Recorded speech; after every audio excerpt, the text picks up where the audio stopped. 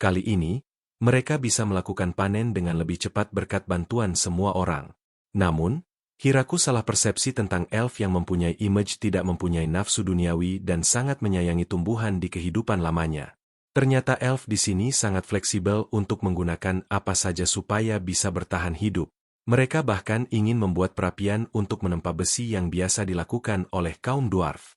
Hiraku pun melakukan apa yang mereka inginkan untuk membuat perapian, dan hasilnya mereka bisa membuat barang yang sangat bagus untuk digunakan sehari-hari. Selanjutnya, karena Hiraku telah menanam gandum, para elf membawa sebuah ragi agar bisa membuat roti dari gandum. Hiraku menantikan hasilnya karena dia ingin memakan roti juga. Hasilnya, roti buatan para elf sangatlah enak, dan Hiraku semakin sadar kalau kehidupan survival para elf bisa membuat mereka melakukan apapun untuk hidup. Namun, Hiraku baru menyadari tentang sesuatu yang sangat penting. Hal itu adalah apakah tempat ini melibatkan seseorang atau tidak. Lulusi mengatakan kalau wilayah ini memang masih di dalam wilayah Raja Iblis. Tetapi jika Hiraku mendirikan tempat ini tanpa bantuan siapapun, maka seharusnya itu tidak masalah.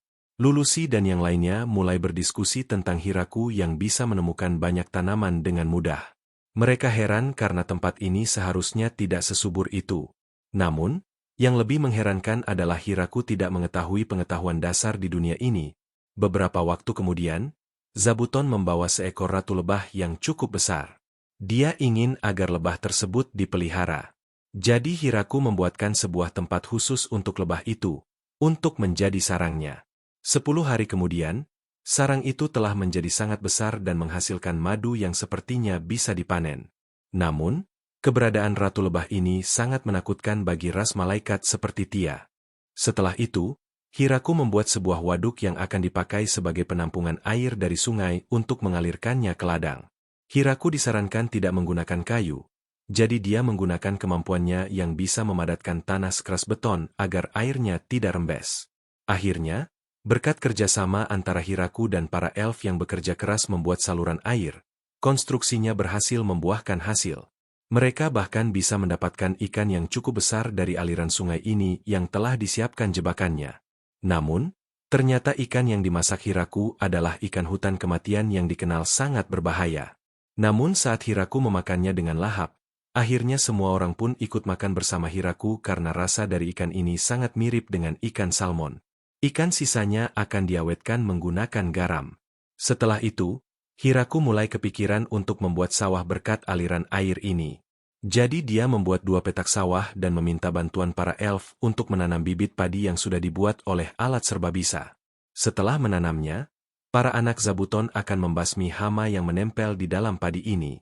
Karena berkat alat serbabisa, waktu panen dari padi ini berkembang sangat cepat. Kemudian, Hiraku memberitahu cara untuk mengelola padi menjadi beras kepada semua orang. Namun sepertinya prosesnya yang sangat panjang ini membuat beberapa orang bosan. Setelah selesai, besoknya Hiraku mencoba membuat onigiri dari beras yang baru mereka buat. Lulusi heran kenapa Hiraku melalui proses yang sangat panjang hanya demi memakan ini. Namun, setelah mereka mencobanya, akhirnya semua orang paham kenapa Hiraku menginginkan nasi yang saat ini dibuat onigiri isi ikan hutan kematian kemarin. Bahkan, Hiraku tidak kebagian makan satu pun karena mereka sangat menikmatinya.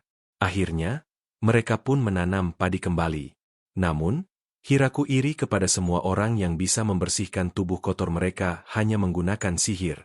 Jadi Hiraku mempunyai ide untuk membuat sebuah pemandian air panas, mumpung sumber airnya sudah ada. Setelah memberikan ide konstruksinya, mereka pun langsung membuat tempat pemandian air panas ini, sebab saat musim dingin nanti mereka tidak mungkin untuk mandi dengan air dingin.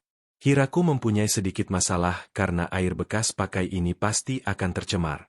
Jadi dia mempunyai ide untuk menggunakan slime yang bisa menguraikan kotoran apapun. Setelah mencarinya, dia berhasil membawa beberapa slime untuk membersihkan air kotor yang telah digunakan. Dengan ini, pemandian air panas pun telah berhasil dibuat. Awalnya, Hiraku memberikan contoh cara menggunakan pemandian ini. Namun siapa sangka, para wanita di sini tanpa malu malah ikut mandi bersama Hiraku. Lalu, Hiraku di sini melihat jamur tumbuh di sekitaran kayu bakar. Karena tidak ingin teracuni oleh jamur, jadi Hiraku menanam jamur yang tidak berbahaya. Besoknya, Jamur itu tumbuh sesuai apa yang dipikirkan oleh Hiraku. Tidak lama dari itu, para serigala membawa kawanan High Elf baru yang dipimpin oleh Lava. Mereka masih satu kampung dengan Leia di tempat tinggalnya dulu. Hiraku pun menerima mereka semua menjadi penduduk di sini. Leia juga menyarankan agar merenovasi rumah Hiraku menjadi semakin besar lagi. Selanjutnya, kita melihat sudut pandang dari Kuro, yang merupakan seorang serigala inferno yang cukup ditakuti. Namun sepertinya Hiraku tidak mengetahui hal itu. Sejak lahir, Kuro hidup sendirian. Namun dia berhasil bertemu dengan betina yang saat ini menjadi istrinya, Yuki. Sayangnya, saat istrinya hamil, mereka diserang oleh beruang grappler yang sangat kuat. Mereka yang sudah terluka menjadi tidak berdaya. Namun untungnya, mereka menemukan tempat Hiraku di tengah hutan. Awalnya mereka pasrah akan keadaan apapun. Namun siapa sangka, Hiraku malah merawat mereka dan memberikan makanan.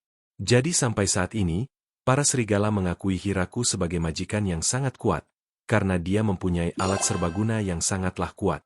Tidak lama dari itu, rumah Hiraku telah selesai dibuat, yang di dalamnya mempunyai ruangan yang cukup banyak, seperti gudang bawah tanah, ruang makan, dan tempat pembuatan anak. Rumah ini dibuat cukup bagus menghadap pohon besar. Hiraku pun membuat patung Kuro dan Yuki sebagai simbol perlindungan sekaligus dekorasi. Selanjutnya, Hiraku ingin membuat menu makanan kare yang terdengar asing bagi para penduduk di dunia ini. Setelah menyiapkan bahannya, Hiraku pergi ke ladang untuk mengambil beberapa bumbu dan tumbuhan lainnya yang biasa digunakan untuk membuat kar. Tumbuhan ini telah ditanam jauh-jauh hari menggunakan alat serbabisa. Namun sepertinya para serigala tidak menyukai bau dari tumbuhan ini karena terlalu menyengat indera penciuman mereka. Lulusi dan Tia yang melihat itu mempunyai ide untuk membuat barang pengusir binatang berbahaya yang memiliki penciuman tajam. Di sini, Leia yang akan membantu Hiraku membuat kar. Hiraku pun mencontohkan cara memasaknya kepada Leia agar dia bisa belajar juga. Sedangkan para elf yang lain mulai berdatangan karena aroma wangi dari kar memang sangat menggugah selera makan. Namun Hiraku di sini kelupaan untuk membuat nan atau roti kering yang sangat cocok dimakan dengan kar. Jadi dia membuat nan sambil menunggu karenya matang. Tia dan Lulusi yang selesai meneliti mulai merasa lapar. Mereka pun kaget karena para elf sedang melihat Hiraku memasak dengan Tia. Akhirnya, kar pun telah selesai dibuat dengan nan sebagai makanan pendampingnya. Awalnya, mereka semua khawatir tentang rasanya yang akan tidak cocok. Namun setelah Hiraku, Lulusi, dan Tia mengatakan enak, jadi mereka semua langsung memakannya dengan sangat lahap. Bahkan sampai menambah hingga bagian Hiraku lagi-lagi kehabisan. Namun Hiraku senang jika mereka menyukai masakan ini. Leia yang sudah mengingat resepnya pun ingin membuat kar lagi agar bisa memakannya kembali.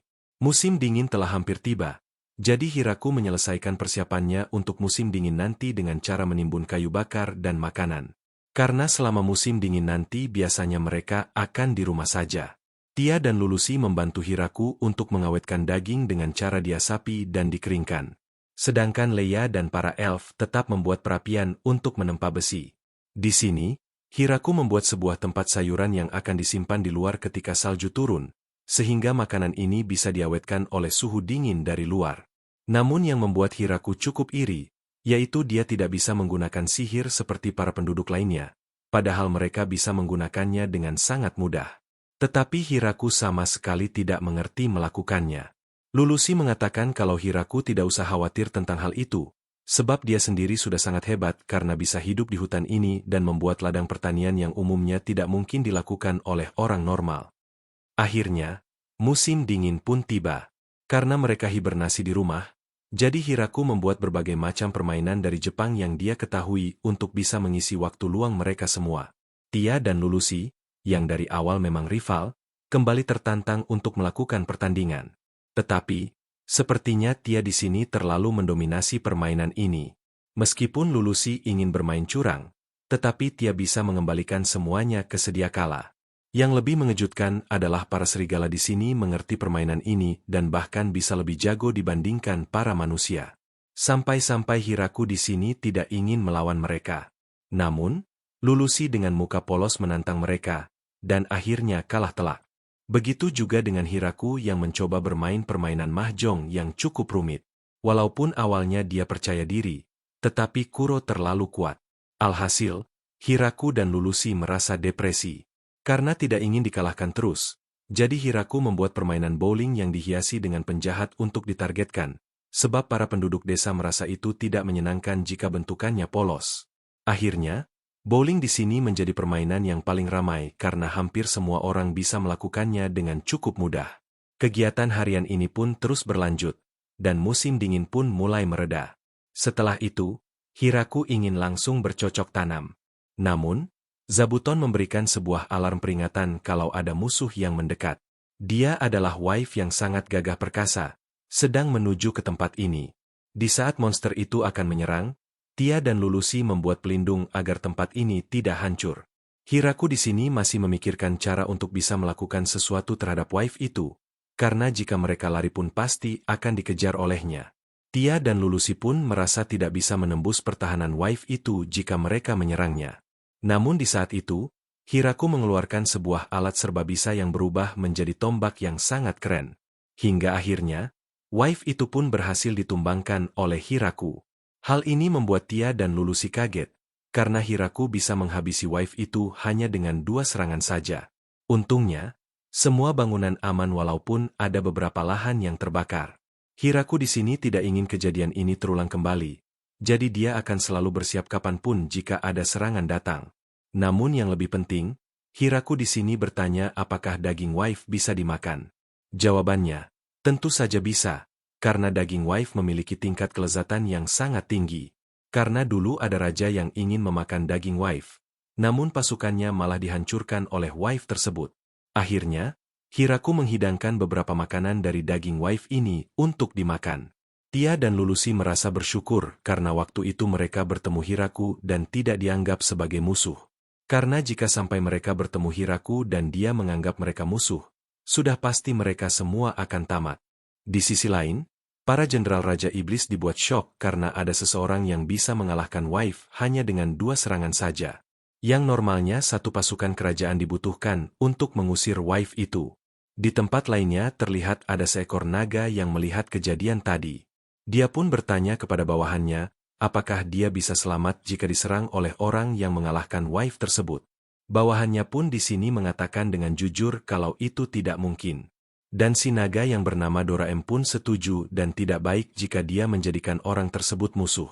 Besoknya Hiraku merasa masih ada yang kurang jika berpesta, yaitu membuat sebuah alkohol wine yang sangat diperlukan. Jadi, dia menanam anggur untuk membuat wine setelah difermentasi. Semua orang pun di sini menantikannya karena mereka sepertinya sangat menyukai alkohol. Hiraku melakukan pemerasaan anggur itu dengan metode yang cukup sederhana. Awalnya, mereka kesulitan karena tidak mempunyai irama saat menginjak anggur. Dan para El pun menyanyikan lagu kampung halamannya untuk memudahkan ritme berjalan mereka. Akhirnya, mereka telah berhasil mengumpulkan 16 gentong wine yang siap difermentasi. Di sisi lainnya, dewa yang memberikan Hiraku kehidupan sedang diceramahi oleh Dewi Petani, karena dia malah membuat orang dari dunia lain itu tinggal di hutan kematian. Terlebih lagi, si dewa kehidupan juga memberikan tombak suci Graim yang bisa melukai dewa. Ternyata Dewi Petani ini adalah anak dari dewa kehidupan. Dia pun memberikan hukuman duduk selama 300 tahun kepada ayahnya, karena selalu ceroboh ketika melakukan sesuatu. Namun, ayahnya berkata kalau saat ini dia hidup bahagia dan tombak itu hanya dijadikan sebagai alat bertani saja. Si putri pun berkata kalau orang normal pasti sudah mati jika menggunakan tombak itu. Namun, Dewi Petani di sini masih merasa kesal karena patungnya malah dibuat seperti orang tua. Kembali ke tempat Hiraku di mana dia di sana menemukan seseorang yang diserang. Dan ternyata dia adalah adik dari Darulusi yang bernama Flora. Flora pun di sini menceritakan tentang dirinya yang mencari kakaknya ke sini karena dikejar oleh malaikat kejam yang ada di belakangnya. Flora di sini langsung sungkem kepada Hiraku karena dia berhasil mengalahkan wife dan bisa memelihara para Inferno Wolves. Akhirnya, Flora di sini disuguhi makanan-makanan enak dari tempat ini. Ternyata, Flora juga sangat menyukai penelitian tumbuhan, terutama fermentasi. Dia berharap bisa membuat keju, miso, dan kecap asin di sini. Mendengar itu, Flora langsung memutuskan akan kembali lagi ke sini untuk membuat sesuatu yang Hiraku inginkan. 1 bulan kemudian, dia kembali membawa 2 sapi untuk diperah susunya agar bisa membuat keju dan mentega. Dia juga membawa para Maitres Gijin yang dipimpin oleh Ana. Dia di sini menganggap dirinya lemah, karena dirinya hanya satu-satunya ras Malahikat di sini. Jadi, dia izin pergi terlebih dahulu dan membawa beberapa bawahannya. Selanjutnya, para Maitres Oni sepertinya tidak terlalu mengetahui cara memasak, walaupun dalam kebersihan, mereka sangat bisa diandalkan. Hiraku pun sedikit demi sedikit mengajari mereka tentang keseruan memasak. Para ras Lizardmen yang dipimpin oleh Daga pun bisa membantu konstruksi dengan kekuatan mereka yang sangat kuat untuk membawa barang. Sedangkan ras Malahikat yang bernama Grand Maria, Kudel, dan Korone akan berpatroli di sekitaran hutan ini agar kejadian serangan Waif seperti kemarin tidak terjadi lagi. Bahkan, Lea di sini mengajak teman-temannya yang masih di hutan untuk menjadi penduduk ini. Sayangnya, hanya para wanita saja yang dibawa karena para pria elf sudah jarang ditemui. Namun, mereka yakin bisa mendapatkan bibit unggul dari Hiraku. Selanjutnya, Hiraku mengumpulkan setiap ras untuk meminta pendapat mereka tentang tempat ini agar bisa diberikan nama. Hiraku pun di sini baru mengetahui kalau hutan ini dinamakan hutan kematian, jadi dia tidak ingin menggunakan nama itu. Apalagi memakai nama miliknya untuk desa ini. Akhirnya, Zabuto memberikan saran kalau nama dari desa ini adalah Desa Pohon Besar, atau dalam bahasa Jepang disebut Desa Taiju. Malamnya, mereka semua berpesta menggunakan wine yang sudah siap diminum. Hiraku yang menjadi kepala desa merasa malu, tetapi dia senang jika bisa diandalkan oleh semua orang. Saking bahagianya, Hiraku di sini merasa kalau semua ini adalah mimpi, tetapi dia menyadarkan kalau semua ini adalah kenyataan dan akan terus berlanjut ke depannya.